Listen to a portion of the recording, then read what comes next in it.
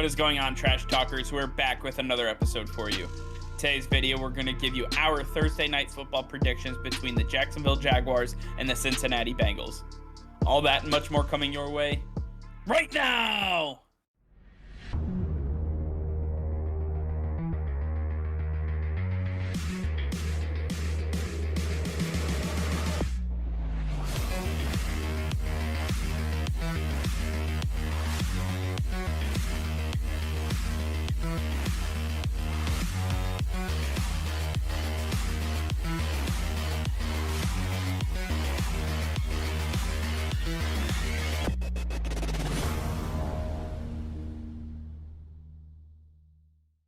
All right, Nick, week 4 is upon us, and we have one of the greatest football games of all time. Just kidding.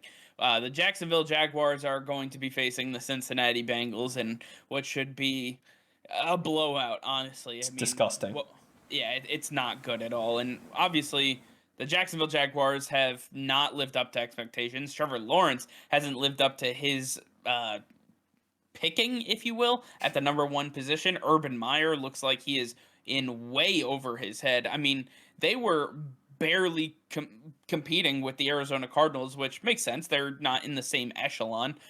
But it took a 109-yard kickoff return for a touchdown for them to stay within striking distance in that game. That's not going to happen every single week. So at the end of the day, I think the Jacksonville Jaguars are just, they are not good. They are not meant for the NFL. They are not meant for this league. And honestly, they are the Bishop Sycamore of the NFL. Yeah, it's funny though, because the Jacksonville Jaguars on paper have a ton of talent. So why isn't it working out? And I guess at this point you do have to point to Urban Meyer, that he is in over his head. He can't figure it out. And maybe you get to a point where you play so much college football that you get used to that style of football and you can't adjust to a different style of football. And the NFL is a different beast than college football. And then you look at, all these guys. I mean, they have veteran talent. They have young budding stars, and they can't put it together. I don't know where the disconnect is. They should be able to figure it out, even if Urban Meyer can't. I just don't know why it's not working. Hopefully things start turning around at some point, but I really don't see it happening in this game, because the Cincinnati Bengals, they've looked really good this year. I mean, they've gotten off to a hot start. They're 2-1 right now. They had a big victory over the Minnesota Vikings in week 1. Joe Burrow's had his struggles, don't get me wrong, but Jamar Chase has been really good. He's proving that he's the best receiver out of this draft class, including Kyle Pitts, and that this offensive line is actually getting better, even though they really haven't changed all too much. I think that the Bengals, they have a ton of receiving talent that Joe Burrow has connected with. He's shown that he has the connection with, and he can work with them and put up points, something that Trevor Lawrence cannot say. And this defense, they got Trey Hendrickson, they got Chidobe Awuzie, they got a whole bunch of other people over the last 2 years, and they have started to figure it out. They've started to put it all together, and we see them getting some really big victories. This is not going to be different for the Cincinnati Bengals. They're going to have a very smooth victory in this one. The Jacksonville Jaguars are going to be the worst team in the league until they prove otherwise, and I know for a fact it's not going to happen this week. Yeah, I mean, I just want to break down the game a little bit just so our fans and viewers can understand exactly what we're talking about here. So, I mean, let's start off with the Jaguars offense versus the Cincinnati Bengals defense real quick, right? Trevor Lawrence versus the Bengals defense. And obviously, Trevor Lawrence selected number 1 overall. We expected high things from him. Hadn't lost a regular season game since middle school.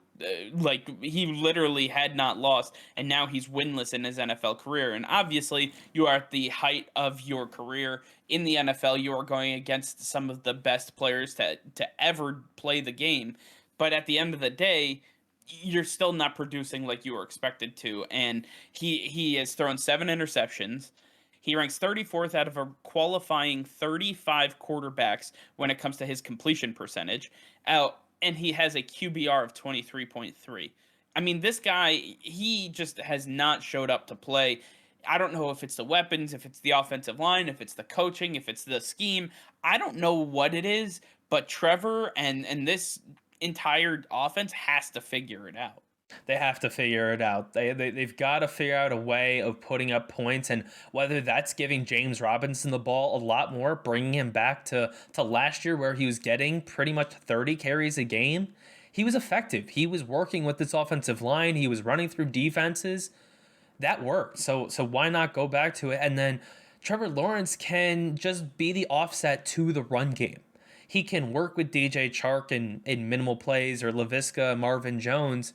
Look, they just got Dan Arnold. Maybe he's going to be the missing piece. I highly doubt it, but we'll see if this offense can get any better with the addition of Dan Arnold, having the tight end position, still relevant for them with James O'Shaughnessy going out. I need to see a lot more from this defense. The secondary, they're not holding up their ends of the bargain. They were overhauled this offseason, and they cannot cover anything. They can't cover a turtle if you want them to. I just need to see something from this team to give me any sort of inclination they can compete against somebody else in the NFL. But they are by far and away the worst team right now. I'm glad you brought up DJ Chark because DJ Chark ranks third in the NFL with 22 yards per catch on average. Him and Marvin Jones being the 1-2 punch. Marvin Jones has 17 receptions for 194 yards already. This is a really good 1-2 punch at the wide receiving position. Obviously, you talked about the woes they have at the tight end spot, but nonetheless, they have the guys at wide receiver. You talked about James Robinson not getting the carries that he once was. Carlos Hyde is being thrown into the mix for some reason as an offset back. And obviously, they're still dealing with no Travis Etienne for this season, but they've got to get over that fact. You have to deal with the players that you have. And it doesn't seem like Urban Meyer and Trevor Lawrence have been able to get over that hump and accept that this is the team that they have to go into battle with every single week. I have not seen a lot of fight from them. And going against this Bengals defense, you're talking about, obviously Eli Apple hasn't been great in replacement of Trey Waynes right now, but they're expecting Waynes to come back. On top of that, you have Von Bell and Jesse Bates who have done really well. Larry Ogunjobi and Trey Hendrickson have gotten a lot of pressure on opposing offenses. I like the Cincinnati Bengals. I don't like the Jaguars offense, and that is leading to a massive controversy for this team. And I think that the Bengals are just going to swallow the Jaguars whole. They absolutely are. And don't you forget my boy DJ Reader on that defensive line, absolutely tearing it up, getting sacks this season. Big part of that Bengals defense. They're headed in the right direction. The Jaguars continue to head in the opposite direction. I didn't think that was even possible for them, but they are. We got to call it as we see it. And the Bengals are figuring it out. They're the team you should be betting on, you should be taking in this matchup. The headlines here are two former number one overall quarterbacks, the last two number one overall quarterbacks going head to head, Joe Burrow and Trevor Lawrence. That is why this matchup was made into a primetime game. I don't think the NFL even thought the Jacksonville Jaguars would be as bad as they are, but this is where we currently stand. The Cincinnati Bengals are competing for their division, what it is what it seems to be, while the Jacksonville Jaguars are competing for hopefully a win this season. I do want to end on one glimmer of hope for the Jacksonville Jaguars, and that is, look, Trevor Lawrence was compared to Andrew Luck and John Elway coming into the NFL, and well, John Elway actually started his career 4-6 in his rookie season, and then he went on to have 12 wins the next year. So it may not be your year, Jacksonville, but there's always next year. Absolutely. Definitely a glimmer of hope for the Jacksonville Jaguars. And maybe Trevor Lawrence can look at that in the offseason and say, I have next year. But right now, along with us, I want to take a look at the Vegas betting odds. And the Bengals are 7.5-point favorites. So if you're looking to put some money on this game, it seems like you have to give the Bengals at least 8 points in this matchup. So definitely something here. But Nick, as we do with every Thursday night football game, why don't you give me your score prediction? Yeah, so for this game, I'm taking the Bengals, of course, but I will be taking them 31-17 against the Jacksonville Jaguars. Wow. I don't think that the Jacksonville Jaguars are capable of putting up 17 points. So I'm going to go with another one, 27-6. I believe that is the score that we are going to see. I think 2 field goals is more than generous for the Jaguars since they can't move the ball at all against this Cincinnati Bengals team who's going to absolutely smother them from the get-go. It's going to be one hell of a matchup. Honestly, not sure I'm all that interested in it, but I know the Cincinnati Bengals are going to win this one. All right, well, I want to hear from you guys. Let us know in the comments down below which team you think is going to win and what you think we need to see from the Jacksonville Jaguars to get them going. All right, well, that's going to be all for now. Thank you for watching. Be sure to like this video and subscribe to the channel if you haven't already. Hit that notification bell. We go live every single day.